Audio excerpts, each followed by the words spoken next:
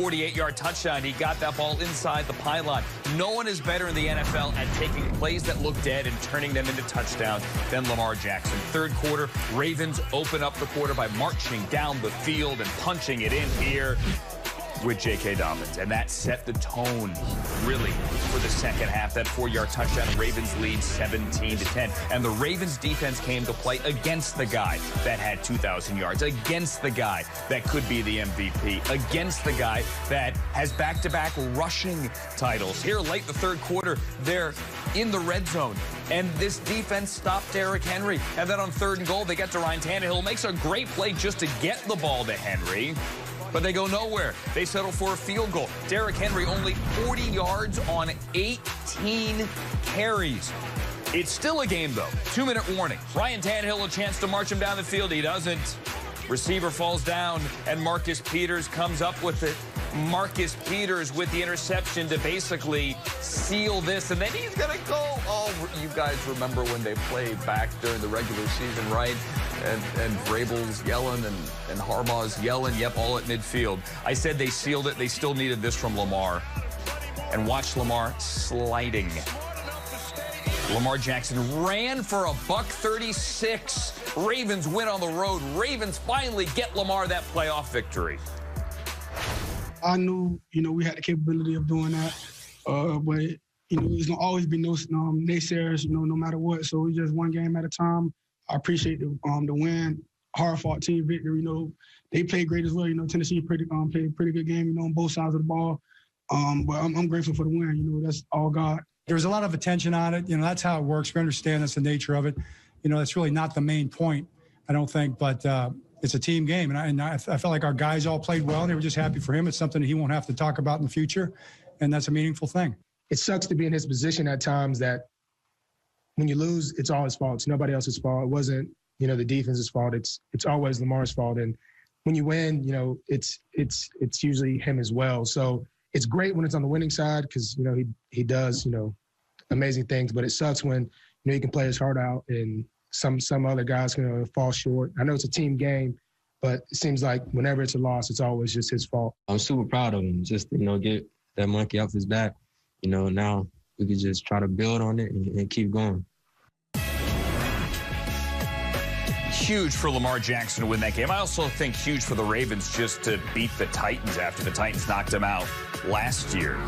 Michael Vick with the congratulations. The tweet at Lamar Jackson, congratulations on your first playoff win. He had 315 total yards.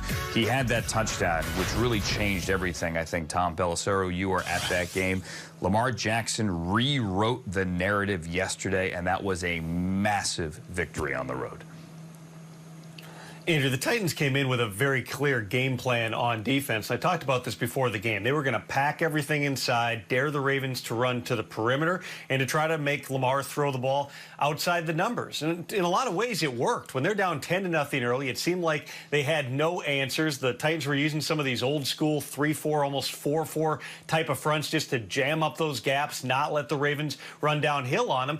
But this is the thing with Lamar Jackson. No matter how well you think you've got him hemmed in, you force him into a terrible interception in the early going. All of a sudden, he drops back and runs past everybody 20 miles an hour to the end zone. It's a 48-yard touchdown run. That really did flip that game on its ear. Then you throw in the fact that they held Derrick Henry, the Ravens defense did, to 18 carries for 40 yards.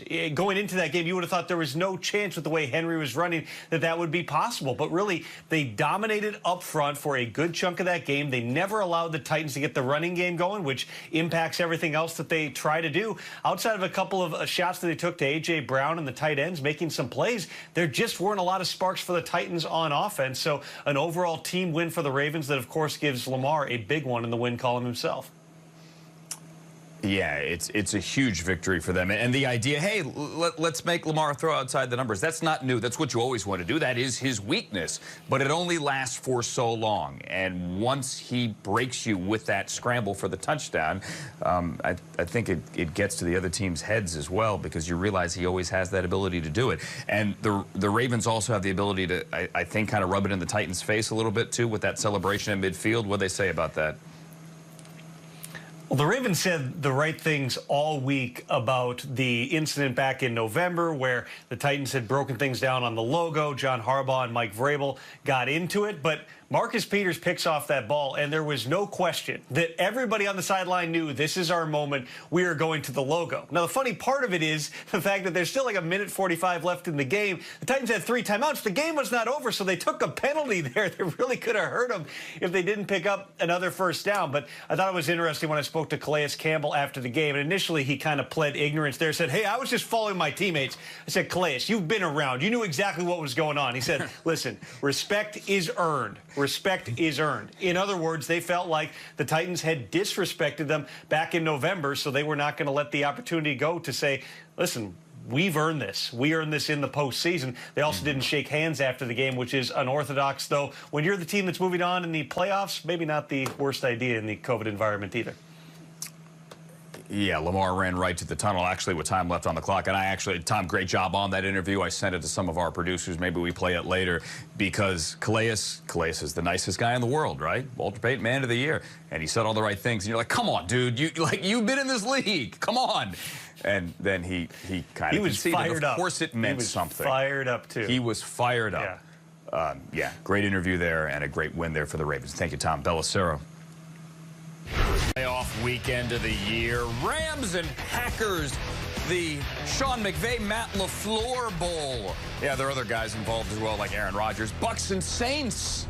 It's Brady, it's Breeze. That's the NFC schedule, Saturday and Sunday. And in the American Football Conference, the defending Super Bowl champions, the Kansas City Chiefs, 20 days off for Patrick Mahomes. They are back at it on Sunday, but not until the Ravens and Bills play first on Saturday night. You know what? I hope you enjoyed your super wild card weekend because it was super and it was wild. 2 days of football, 6 games, everybody on the couch. Wow, that was fantastic. Welcome to a Monday edition of NFL Now on NFL Network. My name is Andrew Siciliano. Wow, what a weekend. Let's show you everything from Super Wild Card Weekend, starting off with a game that happened last night. A game that, yeah, maybe some people thought the Browns might win with all their COVID issues. Maybe they'd find a way, but not like this. Mike Prefers, a Cleveland native, the special teams coach. He coached last night because Kevin Stefanski was watching in his basement. And the very first play of the game, he saw this. A snap over the head of Ben Roethlisberger. Carl Joseph falls on it. It is a touchdown. Marquise Pouncey was the center. Bad snap. And that's how the game begins 7-0. Like, what? And then the Steelers give it right back. Roethlisberger picked off M.J. Stewart.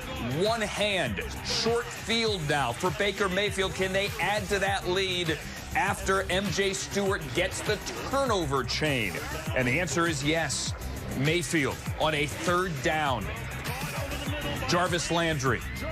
Jarvis Landry is not known for his speed. He is fast enough to get to the goal line. That is a 40-yard touchdown. And somehow the Browns are up 14-0. They get the ball back. What do? Look at the power for Kareem Hunt right there. Carrying a linebacker into the end zone. And the Browns are up 21-0 at this point. Ben's not done giving it back. Sheldrick Redwine this time, as the ball is high for Deontay Johnson. And Sheldrick Redwine with the run back into the red zone. And that's going to set up, if you can believe, a 28-point first quarter. It's going to set up Kareem Hunt again. This time, the blocking on the perimeter, the cutback.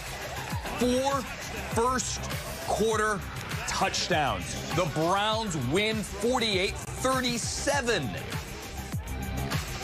We believe in the people in this room no matter what's going on. As soon as the COVID news came out that we were missing some key guys, obviously starting with our head coach, we knew that everybody was counting us out. And we knew what mentality we were going to have. And it's just to cut it loose and go out there and give it everything we had. But there was no added pressure. There was no extra anything. It was just for us to go out and do our job because no one believed in us besides us. Nobody thought we were going to have a winning record. Nobody thought we were going to get to the playoffs. Nobody thought we were going to do anything in the playoffs. We just got to keep on proving people wrong. That's what it's all about, you know.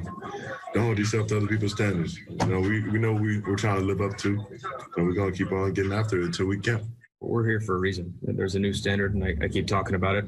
No, I wasn't here for the things that have happened in the past, some of which I was too young to even remember. And there's a new standard, and we're going to, try and keep it that way. Look, most people picked the Steelers. Yeah, maybe some people thought the Browns might win, but no one thought they would win like that. And here's some of the reaction from Jarvis Landry or Jedrick Wills or David Njoku or former Cleveland baseball right-hander Trevor Bauer. LeBron tweeted last night, top left corner, let's go. I mean, everything went wrong during the week. Aditi Kinkhabwala and Brian Billick, hello. Happy Monday to you both. Everything went wrong during the week, Aditi, and yet last night, everything went right for this team. And Andrew, that is absolutely because of Kevin Stefanski's preparation. As the players kept on saying last week, he has taught them how to hit the curveball, and he insisted that everything that happened last week, including him testing positive for COVID, Joel Bitonio, the glue of their offensive line, testing positive for COVID, that those were merely curveballs. So let's just go to last night. Obviously, that first errant snap helped. That Ben Roethlisberger interception initially, and then the 3 that followed helped. But really, the Browns played an absolutely perfect game. Baker Mayfield got rid of the ball so quickly, more quickly than he has all year. In fact, I looked, Andrew, frankly, as if he was just going to his first read on every single play. Steelers defensive coordinator Keith Butler had told me we don't want Mayfield to roll out. On his very first snap, he was rolling out. The Steelers couldn't get any pressure on him. Mayfield did not make any mistakes. The Browns were able to run the ball, and they withstood that last stand, sort of, Coach Billick, from Ben Roethlisberger. This was a Browns team that, as Kevin Stefanski told us today, was very, very hungry, was very intense, and even watching on TV in his basement, an experience that he told us he never wants to repeat, he could tell the intensity and passion of his team. Yeah, you alluded to it. When you get to once the Steelers stopped shooting themselves in the foot, 6 of their next 8 drives were scoring drives. So it begs the question, if they hadn't spotted him 28 points, would the Steelers have won 37-20? Now, the answer is no, because 2 things. One, Joe Woods calculated, obviously, okay, we can give up some yards, we can even get up some scores. There's just not enough time left for the Steelers to win. So you can attribute some of it to that. The other is, it was very encouraging to Baker Mayfield. This is going to sound really stupid, but he knows how to play with a 28-point lead, which is a lot for Baker Mayfield, because you've got to be careful that you don't, get too emboldened and start. The one thing you couldn't do is turn the ball over and give Pittsburgh a little bit of life, maybe a short field. And he didn't. As you said, he was just about perfect. But I'm an old man. I've seen a lot of football. I've never seen a first quarter like that in my life. And you got to give the Cleveland Browns credit for taking advantage of it. And you knew right from the get-go, the Steelers, you worry about that as a team. There was a sense early of, oh, my God, this just isn't going to happen for us.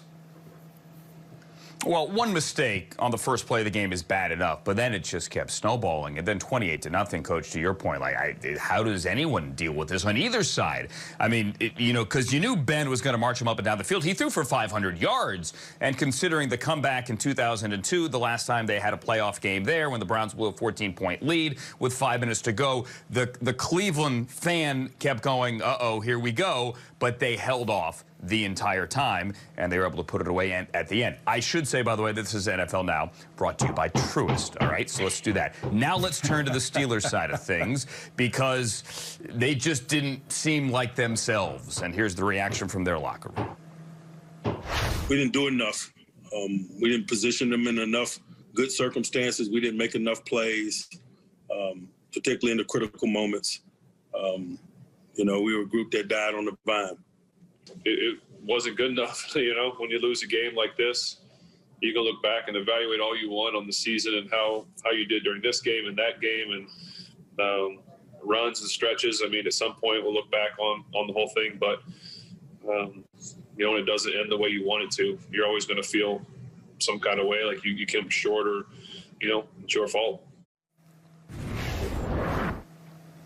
Yeah, there was a shot last night.